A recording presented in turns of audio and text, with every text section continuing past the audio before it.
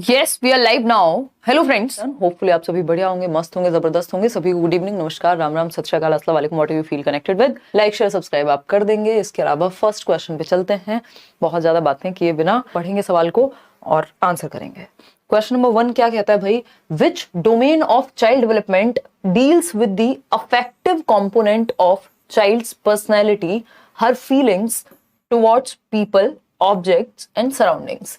यानी बाल विकास का कौन सा क्षेत्र बच्चों के व्यक्तित्व के भावात्मक घटक से संबंधित है। अब देखो, हिंदी में ये इजी हो गया, अदरवाइज इसी को अगर ये संवेगात्मक लिख देते तो कई लोग कंफ्यूज नजर आते, है ना। अफेक्टिव एस्पेक्ट या फिर भावात्मक घटक से संबंधित है, जैसा कि व्यक्तियों, वस्तुओं व उसके आसपास के प्रति बच्चों की भावनाओं की बात अगर होगी तो वो विकास के किस पहलू, किस प्रकार में आएगी, किस पक्ष में आएगी। अब इसको विकास का आपसे पूछ सकता है किस डोमेन में आएगी, आपसे पूछ सकता है किस टाइप ऑफ डेवलपमेंट से जुड़ी हुई है ये बात, है ना। तो ये किस क्षेत्र से जुड़ी हुई है, किस फील्ड ऑफ डेवलपमेंट से।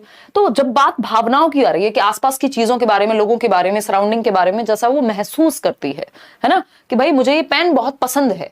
तो पसंद क्या है? पसंद एक फीलिंग हो गई कि भाई लाइकिंग है मेरी इस चीज के प्रति, है ना कहीं एक इमोशनल एस्पेक्ट आ गया, है ना। फेवरेट कलर, तो ये सब फीलिंग्स से जुड़ी हुई चीजें हैं। और फीलिंग्स की बात कहां होती है? फीलिंग्स की बात क्या फिजिकल में होगी? नहीं, शारीरिक पक्ष में फीलिंग्स की नहीं, फिजिकल एक्टिविटी की बात होगी, है ना। स्पिरिचुअल एस्पेक्ट कुछ होता नहीं है विकास का, हम पढ़ते नहीं है पेपर में, ना एनसीईआरटी कहती है। इमोशनल एस्पेक्ट हाँ कह सकते हैं, कॉग्निटिव नहीं, क्योंकि ये थिंकिंग से ज्यादा जुड़ा हुआ है। जब बात थिंकिंग की होगी तो आप कॉग्निटिव की तरफ जाएंगे, लेकिन जब बात इमोशंस या फीलिंग्स की होगी तो आप इमोशनल एस्पेक्ट की तरफ जाएंगे, जिसको अफेक्टिव डोमेन भी कह देते हैं, है ना। इसको अफेक्टिव डोमेन भी कह देते हैं कि जो व्यवहार का ये दो चीजों से जुड़ा हुआ है। एक तो विकास के पक्षों से जुड़ा हुआ है, यानी टाइप्स ऑफ डेवलपमेंट से। दूसरा जो बीएस ब्लूम की आपकी टेक्सोनॉमी है, वो 3 एस्पेक्ट के बारे में बात करती है। सीएपी कैप, सर पे लगाने वाली टोपी, कॉग्निटिव, अफेक्टिव और साइकोमोटर। तो कॉग्निटिव दिमाग से जुड़ा हुआ है, thinking, reasoning, problem solving, decision making, imagination, perception, memory, ये सब कॉग्निशन से संबंधित हैं। अफेक्टिव डोमेन, जिसको संवेगात्मक या भावात्मक कौशल कहते हैं, उसमें इमोशंस आते हैं। ये आपका हेड, हार्ट और हैंड की शिक्षा की बात है। साइकोमोटर है फिजिकल एक्टिविटी से संबंधित, ठीक है। तो ये इमोशनल एस्पेक्ट, इसको हम ये कहेंगे जो विकास के 3 मुख्य पक्ष हैं, PCSE। तो ये एसई को एक साथ जोड़ देती है NCERT, physical, cognitive, social, emotional. तो इमोशनल जो है वो एस्पेक्ट है जो फीलिंग्स के बारे में, ठीक है। चलिए खैर आगे बढ़ते हैं और समझते हैं क्वेश्चन नंबर 2 क्या कहता है और आप उसके बारे में क्या कहना चाहेंगे, पोल में बताएंगे। क्वेश्चन नंबर 2 कहता है the principle of individual difference variation states that, यानी व्यक्तिगत विभिन्नता का सिद्धांत बताता है कि जो चाइल्ड सेंटर्ड एजुकेशन है और इंडिविजुअल डिफरेंसेस हैं, ये दोनों टॉपिक मिलकर के आपके कम से कम 4 से 5 क्वेश्चन बनाते हैं। कल हम ये टॉपिक करने भी वाले हैं और इजी है, ये सबसे इजी टॉपिक मैं इसको कहना चाहूंगी, क्योंकि आपको 2-3 ही बातें याद रखनी होती है, ज्यादा रखनी ही नहीं है। जब इंडिविजुअल डिफरेंसेस की बात आ रही है, यानी व्यक्तिगत भिन्नता की बात आ रही है, यानी लोग भिन्न भिन्न प्रकार के होंगे, ठीक। तो आप लोग उत्तर दे रहे हैं सी, 96% लोग। बहुत बढ़िया, मैं मान सकती हूं कि आप लोग अभी ये चीज समझ पा रहे हैं, है ना, और बहुत ही बढ़िया। तो सेकंड क्वेश्चन क्या कहता है? All children have the same speed of physical development. जब हम इंडिविजुअल्स के डिफरेंस की बात कर रहे हैं कि इंडिविजुअल्स में वेरिएशन होता है, व्यक्तियों में भिन्नता होती है, तो हम सेम कैसे कह सकते हैं? भिन्नता और सेम होना या एक समान होना दो ऑपोजिट बातें हो गई, है ना। ये ऐसा ही हो गया कि मैं कहूं कि मैं प्योर वेजिटेरियन हूं और मैं बैठ करके यहाँ पे मटन चिकन खा रही हूं, है ना। तो ये ऑपोजिट बात हो गई। जब हम डिफरेंसेस की बात कर रहे हैं तो सेम कैसे हो सकती हैं चीजें? डिफरेंसेस में कुछ ही सिमिलैरिटी होंगी, ऑल सेम थोड़ी हो सकता है। तो ये तो गलत बात हो गई। All children have the same speed of growth, यानी सभी बच्चों की वृद्धि एक जैसी होती है। अगेन डिफरेंसेस की बात हो रही है, इंडिविजुअल डिफरेंसेस की बात हो रही है, व्यक्तिगत भिन्नताओं की बात हो रही है, और हम कह रहे हैं सब सेम होते हैं। तो ये टॉपिक के साथ ही नहीं जा रही बात। फिर आता है C option, there may be a difference in the speed of growth and development of children, के भिन्न बच्चों के विकास और वृद्धि की जो दर है, जो पेस ऑफ डेवलपमेंट है, गति है, उसमें अंतर पाया जा सकता है। एक बच्चा 9 महीने में खड़ा होना सीख जाएगा, दूसरे को 11 महीने लग सकते हैं, 1 साल लग सकता है। बात एकदम सही है कि इंडिविजुअल्स अपने वृद्धि और विकास और लगभग हर पहलू में भिन्न पाए जा सकते हैं। Linguistic development happens at same rate, same rate पर विकास नहीं होता, याद रखेंगे। रेट कभी भी सेम नहीं होता, मतलब रेट सेम ही होगा ये बिल्कुल जरूरी ही बात नहीं है, बल्कि हम ये देखेंगे यहां पे रेट क्या है, सेम नहीं होती। विकास की दर भिन्न होती है, सेम नहीं होती। जबकि स्टेजेस या फिर इसको आप कह सकते हैं कि ऑर्डर सेम होता है, या मैं कहूं सीक्वेंस सेम होगा कि पहले बच्चा बचपन में होता है बाद में जवानी में जाता है, ऐसा नहीं होता पहले जवानी बाद में बचपन, है ना। रेट सेम नहीं होता, पेस डिफरेंट होता है, पेस कैन डिफर। दो सेम उम्र के बच्चे सेम रेट पे डेवलप कर रहे होंगे, बिल्कुल जरूरी नहीं है। चलिए खैर, तो सी ऑप्शन एकमात्र सही उत्तर है, जो आप लोगों ने 93% के आसपास लोगों ने सही उत्तर दिया भी है। क्वेश्चन नंबर 3 देखिएगा एक बार और जवाब दीजिए, क्या पूछा है समझेंगे। मैथ्स क्लास जल्दी ही लगवा देंगे, डोंट वरी, है ना। एक बार उदय सर से बात करके कुछ प्रीवियस ईयर आपके सीटेट के उदय सर डिस्कस कर लेंगे मैथ्स के लेट्स लर्न पे भी। अगर हम बात करते हैं क्वेश्चन नंबर 3 की, children learn their societal role through the processes of, यानी बच्चे समाज में अपनी भूमिका को किन प्रक्रियाओं के द्वारा सीखते हैं, यानी समाज में कैसे रहना है, क्या किस तरह से ढलना है, ये वो सीखेंगे कैसे, बताइएगा फटाफट से बताइएगा। पीडीएफ टेलीग्राम सेंड किया मैम, यार इस वीकेंड होपफुली 2-3 वीकेंड से यही चल रहा है, तो आप अब तो इंतजार ही कर दीजिए मैम। फास्ट, अधिक क्वेश्चन प्लीज। 30 क्वेश्चंस का पूरा सेट है, जल्दी, चाहे कम समय लगे ज्यादा समय लगे, आराम से चल रहे हैं, ठीक है। सोशलाइजेशन एंड अकल्चरेशन, ये मैंने सोशलाइजेशन के टॉपिक में भी ये क्वेश्चन कराया था, ये क्वेश्चन रिपीट हुआ है और फिर भी आप लोग गलत कर रहे हैं। सिर्फ 61% लोग ही सही उत्तर दे पा रहे हैं, अदरवाइज गलतियां इसमें खूब हो रही हैं। देखिए, societal role through the process of, यानी बच्चे समाज में अपनी भूमिका को किन प्रक्रियाओं के द्वारा सीखते हैं। ये नहीं पूछा कि कॉग्निटिव डेवलपमेंट कैसे होता है। देखिए, ये दोनों चीजें तो हमेशा ही हर प्रक्रिया में होती हैं, लेकिन ये कॉग्निटिव डेवलपमेंट या स्कीमा अपडेट करने के लिए पूछा होता तो ये उत्तर ज्यादा एप्ट हो जाता, उचित हो जाता। लेकिन क्योंकि हमसे पूछा है सोशल रोल हम कैसे सीखते हैं, तो सोशल रोल हम सोशलाइजेशन की प्रक्रिया के माध्यम से और अकल्चरेशन के माध्यम से, जिसको उत्संस्करण कहते हैं या परासंस्करण भी कह देते हैं कई लोग। सामाजिकरण यानी समाज में कैसे रहते हैं, समाज के क्या नॉर्म्स हैं, क्या वैल्यूज हैं, क्या नियम हैं, क्या कायदे कानून हैं, क्या डिजायरेबल चीजें हैं जो एक्सेप्टेबल हैं, कौन सी अनएक्सेप्टेबल चीजें हैं, ये सारी चीजें सोशलाइजेशन का हिस्सा है, एक प्रक्रिया है जिसके माध्यम से हम समाज में रहने के लायक बनते हैं, विच इज समाजीकरण। और अकल्चरेशन क्या है, अकल्चरेशन है समाज भी अलग अलग तरह के होते हैं, है ना। हमारे कल्चर में धोती कुर्ता हो सकता है, लेकिन हम वेस्टर्न कल्चर से क्या सीख ले रहे हैं भाई, जीन्स पहनना, टी शर्ट पहनना। तो ये अकल्चरेशन की प्रक्रिया के थ्रू हमने सीखा कि हम डिफरेंट कल्चर या समय के बदलने के साथ डिफरेंट चीजें भी एक्वायर कर ले रहे हैं। एन कल्चरेशन एक प्रोसेस होती है, यहाँ पे EN अगर लिखा होगा उसका मतलब होता है आप अपने कल्चर को सीख रहे हैं। अकल्चरेशन में बाकी कल्चर भी मिक्स हो सकते हैं। तो ये दोनों ही प्रक्रियाओं के माध्यम से सोसाइटल रोल व्यक्ति जो है सीखता है, और समाजीकरण जीवन पर्यंत चलता रहता है, समाज बदलता रहता है, लोग बदलते रहते हैं, नियम कायदे कानून बदलते रहते हैं। एसिमिलेशन एंड एकोमोडेशन की जो प्रक्रिया है, चाहे वो बी हो चाहे वो सी हो, देखिए ये ऐसा नहीं है अकल्चरेशन या सोशलाइजेशन में अडेप्टेशन नहीं होता, एसिमिलेशन नहीं होता, होती हैं चीजें। लेकिन जब बात हो रही है सोशल रोल्स को एक्वायर करने की, तो वो सामाजिकरण की प्रक्रिया के माध्यम से होगा। मतलब जो ज्यादा बेहतर उत्तर है, जो पूछा गया उसके अनुसार हमें उत्तर देना होता है ना, तो उस केस में वो अकल्चरेशन और सोशलाइजेशन है। अगर कॉग्निटिव एस्पेक्ट में स्कीमा को अपडेट करने की बात होती तो आंसर एसिमिलेशन और एकोमोडेशन हो जाता, या फिर सोशलाइजेशन या अकल्चरेशन में से कुछ नहीं होता ऑप्शन में, ठीक है ना। तो ये आपको देखना पड़ेगा पूछा क्या है, उस सेंस में फिर आपको जवाब देना है। ऑप्शन एक से ज्यादा भी सही हो सकते हैं, लेकिन बेस्ट कौन सा है वो चूज करना है। क्वेश्चन नंबर 4 देखिए एक बार। अकॉर्डिंग टू जीन प्याजे के अनुसार, when a child is shown a toy, यानी जब एक बच्चे को एक खिलौना दिखाया जाता है, and then it is hidden, और फिर छिपा लिया जाता है, यानी बच्चे को दिखाया गया क्या, खिलौना, ठीक, बच्चे को खिलौना दिखाया गया और फिर छिपा लिया गया ऐसे करके पीछे या कहीं भी, ठीक है। अब इंस्टेड ऑफ फॉरगेटिंग, अब बच्चा ये खिलौना भूला नहीं है, about it the child tries to find that toy. अब बच्चा आसपास देखेगा, आपके हाथ में देखेगा, इधर देखेगा, वो भूला नहीं है कि ये टॉय अब एग्जिस्ट नहीं करता। At dash stage this characteristic is found in the child and it is called, यानी किस अवस्था में ये जो गुण है वो पाया जाएगा कि बच्चा अब इस खिलौने को खोज में लगेगा, इसकी खोज करेगा, ना कि भूल जाएगा। बताइएगा, अगर भूल जाता है तब भी सेम आंसर है, किस स्टेज में भूलता है तब भी आंसर सेम ही है, और किस स्टेज में नहीं भूलता है तब भी आंसर सेम ही है, क्योंकि इसी स्टेज के अंत तक आते आते वो याद भी रखने लगता है, ऑब्जेक्ट परमानेंस उसमें आने लगती है। कौन सी स्टेज है, same stage, sensory motor.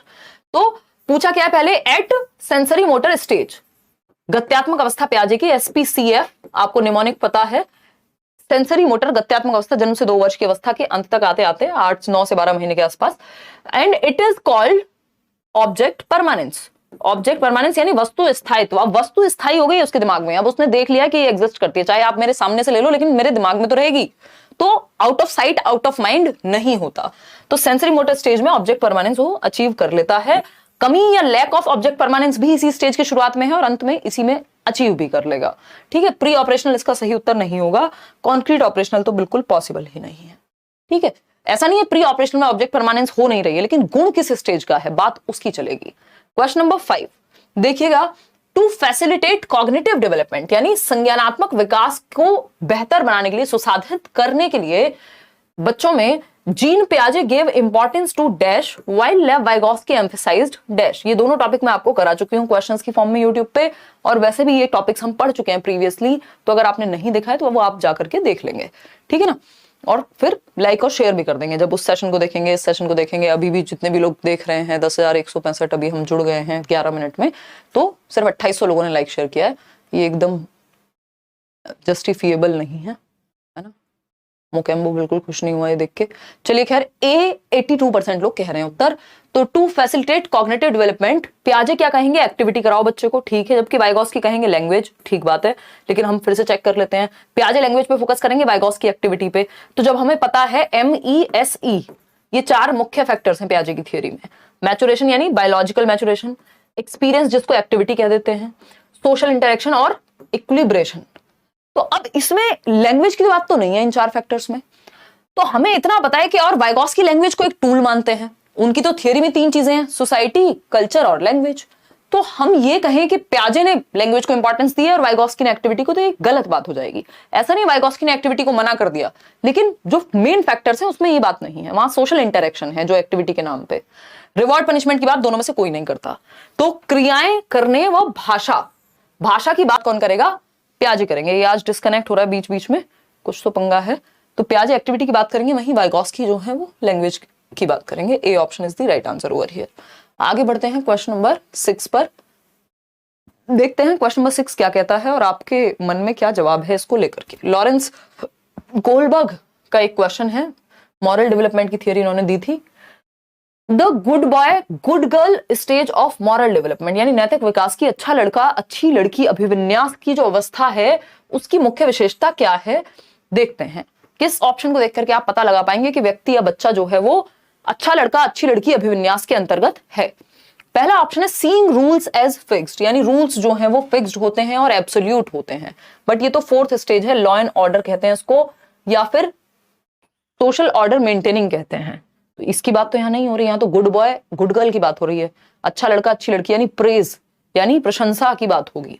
Wanting to be respected by others and trying to do what will please others, बिल्कुल सही बात है कि दूसरों के द्वारा सम्मान प्राप्त करने की चाह है और वह करने की कोशिश जो दूसरों को खुश करे। आपको खुशी हो रही है नहीं हो रही फर्क नहीं पड़ता, but good boy nice girl बनना है किसी की नजर में, पेरेंट्स की नजर में, टीचर की नजर में, दोस्तों की नजर में, व्हाटएवर। तो इसी को good boy nice girl orientation कहते हैं। 3rd स्टेज है ये। क्या है ये? 3rd स्टेज है। कोलबर्ग की 6 स्टेजेस में से तीसरी स्टेज है और दूसरा लेवल है कन्वेंशनल लेवल जिसको हम कहते हैं। Feeling that it is their duty to uphold laws and rules for their own sake, नहीं ठीक। 5th stage believing in abstract universal principles which are valid for all humanity, ये again फिर 3rd level पे चले गए। तो answer क्या सही हुआ? सिर्फ बी ही सही है जो गुड बॉय नाइस गर्ल की बात करेगा। समझते हैं क्वेश्चन नंबर 7। क्वेश्चन नंबर 7 क्या कहता है? लेव वाइगोस्की बिलीव्स इन यानी वाइगोस्की किस चीज में विश्वास रखते हैं, वाइगोस्की के अकॉर्डिंग कौन सा एक कथन जो है वो सही होगा, बताइए। मून मून मून कोई कह रहा है, शिवानी पढ़ लो पढ़, नहीं तो सारे चांद तारे नजर आएंगे पेपर में। फिर देखिएगा एक बार, अगर हम बात करें लेव वाइगोस्की की तो उनके अनुसार कौन सा एक स्टेटमेंट सही होगा। पहला ऑप्शन है exploring what is currently beyond the children's capabilities but what they can do with support, यानी यह देखना कि वर्तमान में बच्चों की क्षमताओं से परे क्या है, यानी आज वो क्या नहीं कर सकते। Currently beyond the children's capabilities यानी खुद से सीटेट क्लियर नहीं कर पा रहे, एक अटेम्प्ट दे के देख लिया या समझ नहीं आता कैसे पढ़ें।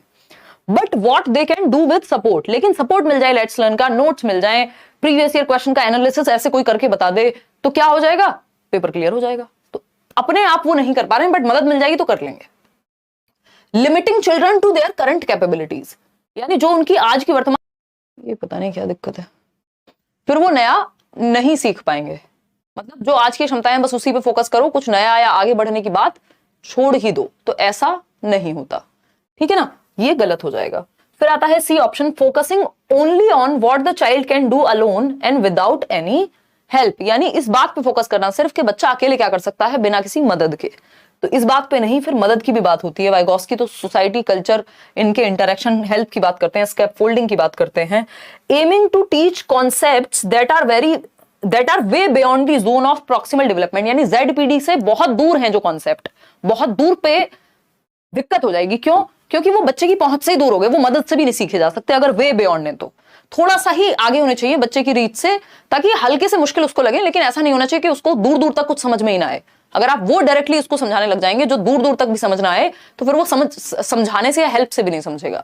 आपको जो पास का दायरा है उसमें सिखाना होता है, प्रॉक्सिमल डेवलपमेंट में, ना कि प्रॉक्सिमल डेवलपमेंट से दूर जाकर के सिखाना होता है। तो डिफिकल्टी लेवल उतना ही रखना है जितना समझ में आ सके। तो यह देखना कि वर्तमान में बच्चों की क्षमताओं से परे क्या है, लेकिन वो समर्थन के साथ कर सकते हैं, यानी they can not do it without help but can do it और achieve something with the help of the more knowledgeable other. इतनी बात क्लियर है? A option is the right answer over here. आगे बढ़ेंगे नेक्स्ट क्वेश्चन पे। Next question क्या है? Question number है 8। अगेन वाइगॉस्की से क्वेश्चन है। Lev Vygotsky viewed cognition as inherently, लेव वाइगॉस्की संज्ञान को किस प्रकार से समझते हैं, यानी कॉग्निशन के बारे में वाइगॉस्की का क्या विचार है। और आपको पता है इनकी थियरी जो है वो कॉग्निटिव डेवलपमेंट की थियरी है, जिसका नाम सोशियो कल्चरल अप्रोच है, सामाजिक सांस्कृतिक सिद्धांत है। बट ये कहते हैं समाज और संस्कृति के द्वारा अन्योन्य क्रिया करके, अंतः क्रिया करके, उनके साथ इंटरेक्शन करके बच्चे का संज्ञान, उसकी समझ, उसकी थिंकिंग, रीजनिंग, ये सारी एबिलिटीज क्या होती है, बढ़ती हैं।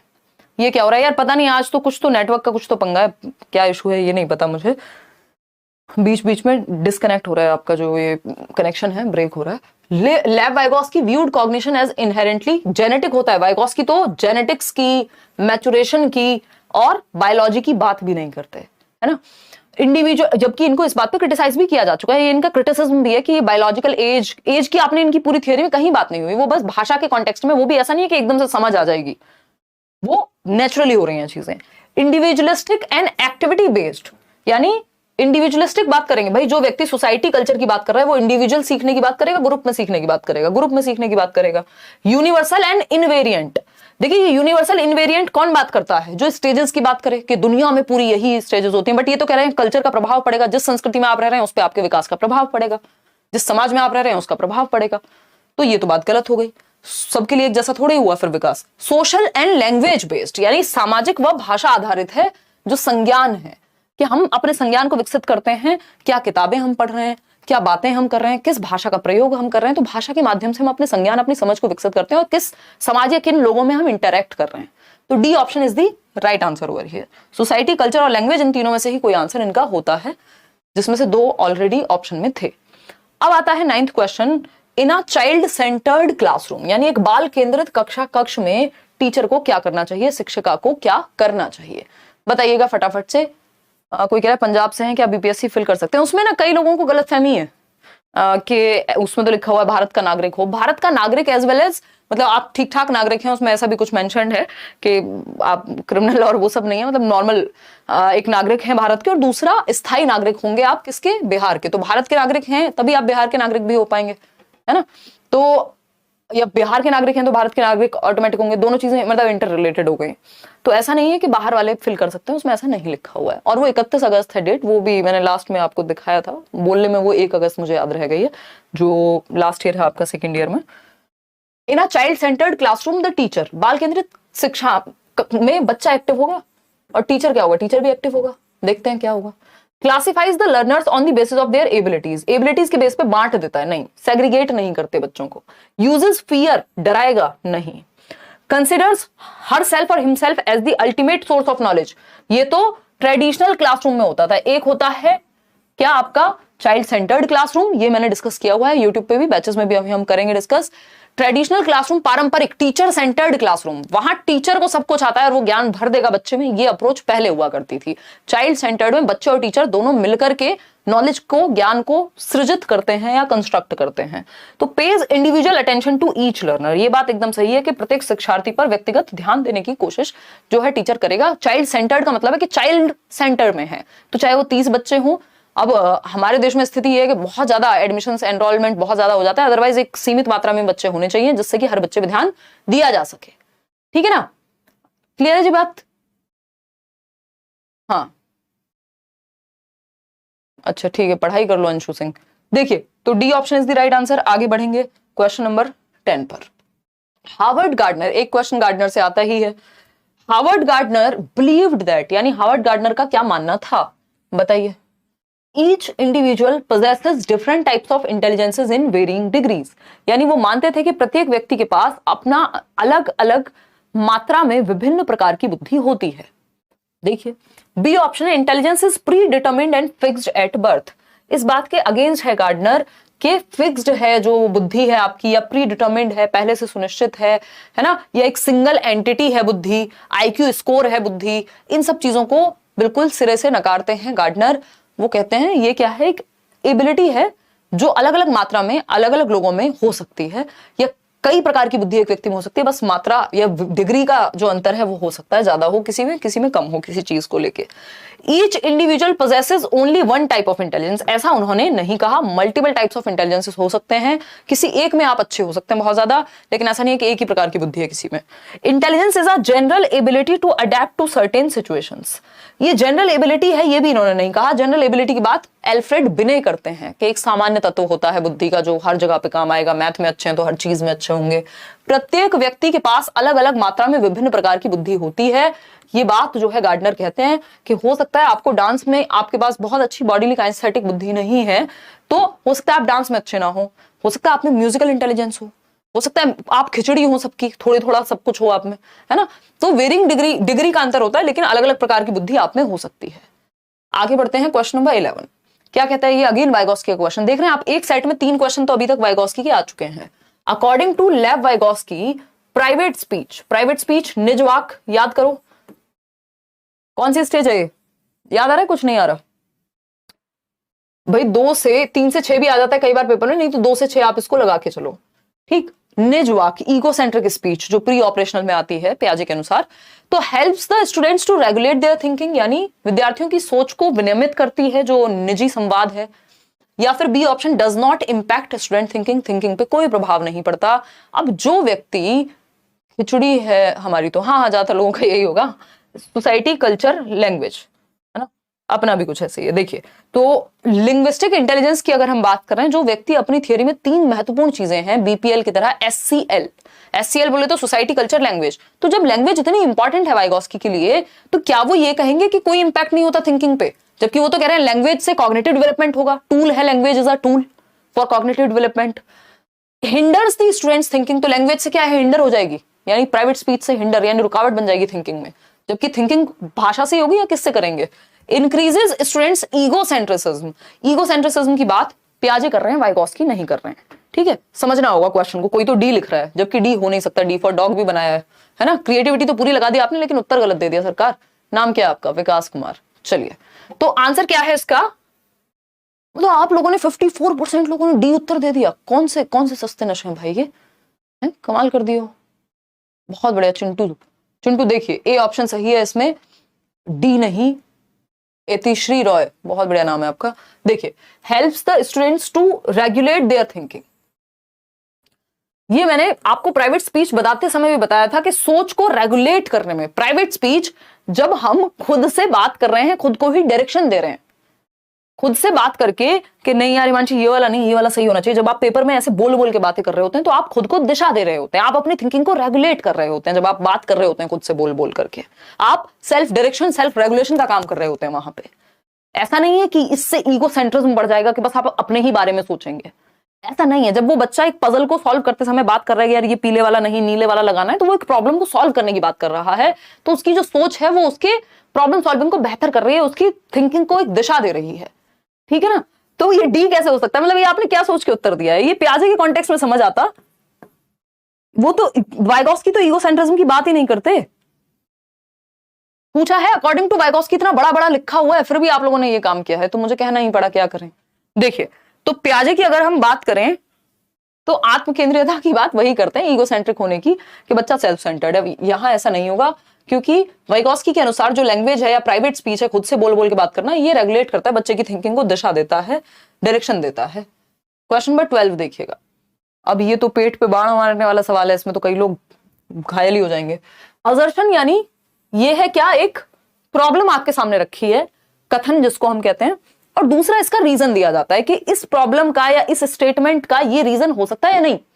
तो आपको देखना है, बताइए, नोट्स में 3 से 6 साल है, फर्क नहीं पड़ता उससे, उसका बेसिकली आपको बस ये देखना है वो पेपर में कभी 1 साल ऊपर या 1 साल नीचे, उससे कोई दिक्कत नहीं है, 3 से 6 ही आप मान के चलो।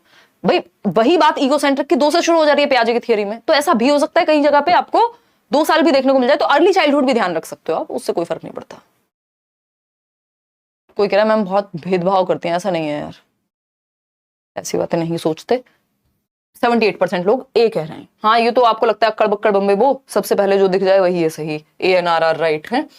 असर्शन यानी कथन। अब इसको सॉल्व करने की अप्रोच है ना कि स्टेटमेंट क्या है, प्रॉब्लम क्या पोज की है। शिक्षिकाओं को यह मानना चाहिए कि उनके जेंडर से अनपेक्ष सभी बच्चों में तार्किक, गणितीय व भाषाई कौशल होते हैं, यानी टीचर्स को ये कंसीडर करना चाहिए कि जेंडर मैटर नहीं करता, हर एक बच्चा लॉजिकल एबिलिटी और मैथमेटिकल एबिलिटी रखता है। Teachers should believe that all children irrespective of their gender have the potential for logico mathematical reasoning and possesses linguistic skills. यानी ऐसा नहीं है कि लड़कियां ही भाषा में अच्छी होंगे या लड़के ही गणित में अच्छे होंगे, इररिस्पेक्टिव ऑफ जेंडर यानी जेंडर न्यूट्रल हो गई ये बात, लैंग्वेज या सब्जेक्ट कोई भी जेंडर का व्यक्ति सीख सकता है, बात तो फैक्ट है ना। ऐसा बिलीव मानना चाहिए टीचर को, बिल्कुल ऐसा है ना, ये बात क्या है, बिल्कुल सत्य है, ट्रू है, ठीक है। रीजन इसका पीछे क्या दिया है वो हमें चेक करना पड़ेगा। ये जो कथन है इसका सॉल्यूशन दिया क्या है, gender is a social construct. ऐसा क्यों मानना चाहिए, क्यों, क्योंकि जेंडर जो है वो सामाजिक निर्मित है या सामाजिक संरचना है जो समाज ने बनाया है। ऐसा सच में थोड़ी कि लड़की है तो गणित में खराबी होगी, तो ये बात भी सही है, इसका रीजन एकदम सही है, क्योंकि जेंडर एक सोशल कंस्ट्रक्ट है, तो टीचर को मानना चाहिए दोनों में से कोई भी इररिस्पेक्टिव ऑफ देयर जेंडर किसी भी सब्जेक्ट में अच्छा हो सकता है। तो इसलिए क्योंकि ए भी सही था और इसका रीजन भी सही है, तो इसलिए ANRR राइट और इसका रीजन भी सही है, तो करेक्ट एक्सप्लेनेशन है ए की आर जो है। अगर ये अपने आप में दो अलग, ये सही भी होता और ये सही होता, लेकिन ए जो है आर जो है ए का रीजन नहीं होता, तब फिर हो जाता ANRR true but R is not the correct explanation of A. तो इसको ध्यान में रख के उत्तर देना होता है, ऐसा नहीं है दोनों देखे सही हैं तो पहला ही लगा दिया। देखना पड़ेगा क्या रीजन सही है वो, या बस सिर्फ अपने आप में स्टेटमेंट सही है, क्या एक दूसरे के लिए सही है ये दोनों, या फिर इंडिविजुअली ही सही है बस।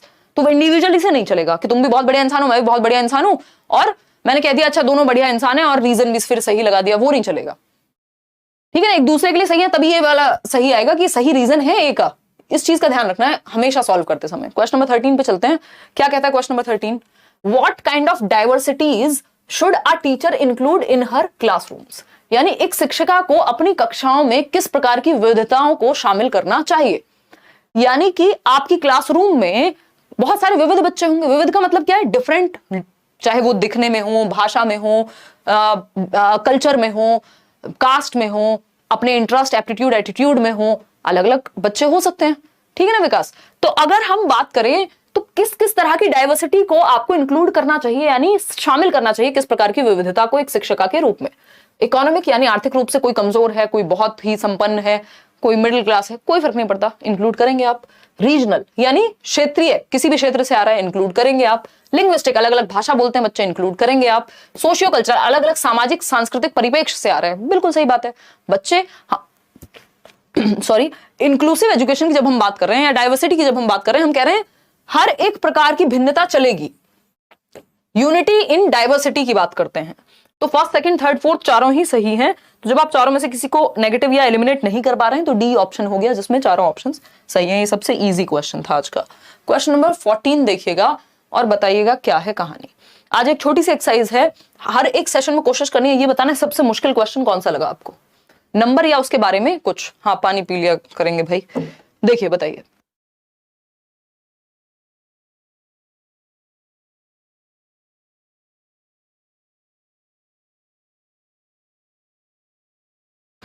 देखिए डी ऑप्शन कह रहे हैं 63% लोग। Which of the following statement कैरेक्टराइजेस assessment in a socio constructivist classroom. आपको पता है सोशियो कंस्ट्रक्टिविस्ट का मतलब है सामाजिक रचनात्मक या सृजनात्मक कक्षा कक्ष में। सामाजिक रचनात्मक क्या है, सोशियो कंस्ट्रक्टिविस्ट कौन है, वाइगॉस्की। तो ऐसा क्लासरूम जो सोशियो कंस्ट्रक्टिविस्ट थियरी पे बेस्ड है उसकी विशेषता क्या होगी, या उसमें विशेषता भी नहीं, ये पूछा है उसमें आकलन कैसे करेंगे। यानी जब आप ग्रुप्स में सिखा रहे हैं तो आकलन जब जांचने की बात आएगी वो भी ग्रुप में ही करेंगे। सामाजिक सांस्कृतिक में या सामाजिक सृजनात्मक में यही तो होगा, बच्चे एक्टिवली इन्वॉल्व होंगे ग्रुप में। तो असेसमेंट शुड जनरेट फियर, डर नहीं आएगा, क्योंकि जहां कंस्ट्रक्शन लिख दिया वहां डर नहीं आएगा। जहां ज्ञान की सृजनात्मकता या रचना हो रही हो वहां डरा की रचना नहीं होगी। ठीक है। Assessment includes a variety of tools including portfolios, classroom interactions. ये बात सही है। बच्चे जहां पोर्टफोलियो में बच्चे की सारी जो भी एबिलिटीज होंगी, जो भी उसने अच्छा किया है ना, जो भी काला चिट्ठा होगा सब आ जाएगा। और इंटरेक्शन, जो क्लासरूम इंटरेक्शन है, बच्चा कैसे डिबेट्स में पार्टिसिपेट करता है, ग्रुप डिस्कशन में पार्टिसिपेट करता है, ग्रुप एक्टिविटी में पार्टिसिपेट करता है, उस बेसिस पे हम उसका आकलन करते हैं। बात तो सही है, बच्चा एक्टिव रहेगा इसमें। Assessment is carried out to enhance the children's ability to reproduce information. ये एकदम खराब बात है। रिप्रोड्यूस का मतलब हो गया आपने जो रट्टे लगाए उसकी उल्टी कर देनी है पेपर पे जाके, मतलब उसको रिप्रोड्यूस कर देना है, उगल देना है, रट्टा लगा देना है। वो याद कीजिए आप 3 इडियट्स का चतुर रामलिंगम, वो बन जाना है, रिप्रोड्यूस करना है इन्फॉर्मेशन को नहीं।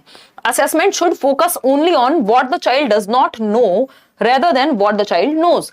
यानी मूल्यांकन को केवल बच्चे को जो नहीं जानता उस पर फोकस करना चाहिए, जो वो जानता है उस पर फोकस नहीं करना चाहिए। जबकि ऐसा नहीं होना चाहिए, जो बच्चा जानता है उसको भी आप आधार बना करके आगे उसको सिखाते हैं। तो बी ऑप्शन एकमात्र सही उत्तर है, जहां पे हम मल्टीपल वेज में बच्चे को वैरायटी ऑफ वेज में असेस कर रहे हैं, उसमें भी बच्चा एक्टिव रहेगा। आगे बढ़ेंगे क्वेश्चन नंबर 15 पर। क्या कहता है क्वेश्चन नंबर 15? ये कहता है which skills are tested in the question. यानी एक क्वेश्चन पूछा गया है, इस क्वेश्चन में कौन से कौशल टेस्ट हुए हैं या किन कौशलों का मूल्यांकन या परीक्षण शामिल है। क्वेश्चन क्या है भाई? How can teachers create a progressive classroom that respects the needs, interest and capabilities of every child. यानी इस प्रश्न में कौन से कौशलों का परीक्षण शामिल है? प्रश्न क्या है? सभी बच्चों की जरूरतों, रुचियों व योग्यताओं का सम्मान करते हुए शिक्षक एक प्रगतिशील कक्षा कक्ष की रचना कैसे कर सकते हैं। प्रगतिशील कक्षा कक्ष क्या है? Progressive education, lab schools, John Dewey जिनकी हम बात कर रहे थे, शिकागो में, अमेरिका में स्कूल्स खोले थे। बच्चा एक्टिव रहता है इनमें, आउट ऑफ इंटरेस्ट पार्टिसिपेट करेगा, है ना। और हम प्रेजेंट के लिए सिखाते हैं, इसमें वर्तमान जीवन के लिए सिखाते हैं ग्रुप में। तो ओनली नॉलेज पे फोकस होगा या फिर ओनली कॉम्प्रिहेंशन पे या प्रॉब्लम सॉल्विंग पे? बच्चा एक्टिव चाहिए हमें, चाहे हम प्रोग्रेसिव एजुकेशन की बात करें, चाइल्ड सेंटर्ड एजुकेशन की बात करें, एक ही बात है। बस आपको मतलब एक बात है बच्चे को एक्टिव रखने की दृष्टि से, ठीक है ना। तो बच्चे का एक्टिव रहना यहां जरूरी है। तो हम ये देख रहे हैं कौन सी स्किल टेस्ट हुई है इस क्वेश्चन में, कि how can teachers create a progressive classroom that respects the needs, interest and capabilities of every child. यानी सभी बच्चों की जरूरतों, रुचियों व योग्यताओं का सम्मान करते हुए शिक्षक एक प्रगतिशील कक्षा कक्ष की रचना कैसे करें। अभी कैसे करेगा मतलब क्या है?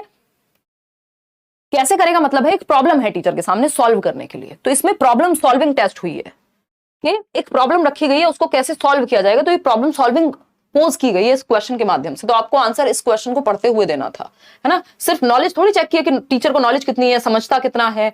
कन्वर्जेंट थिंकिंग में तो 1 वर्ड में आंसर दे देते वो, लेकिन यहाँ एक प्रॉब्लम पोज की गई है, उसके सॉल्यूशन पे फोकस्ड है जो व्यक्ति है।